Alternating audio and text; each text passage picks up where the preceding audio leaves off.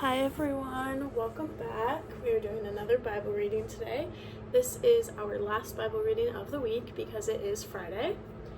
This is Exodus chapter 12, verse 29 through 32.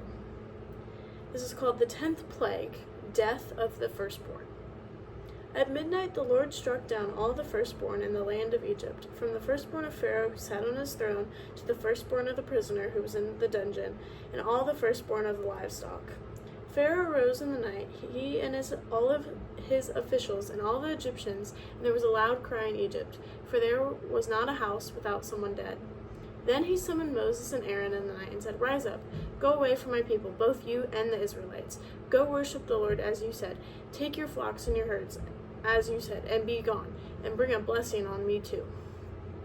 Okay, so this is the last final plague, as we learned in the last two stories we read yesterday and the other day. So this is the 10th plague. We learned yesterday that the firstborns are all going to be killed by an evil thing that God sends, because that is what Pharaoh is, and all of his people are firstborns of Pharaoh that work for him, basically. So all of those are dead except the Israelites, who did the blood with the lamb that we learned about yesterday.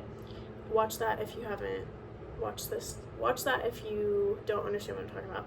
So that blood and the blood of the lamb was smeared on the doors of the Israelite houses, so the evil thing that God sent wouldn't destroy the firstborns of the Israelites, so the Israelites could go. So Pharaoh is like, wow, this is crazy. A bunch of people are dead.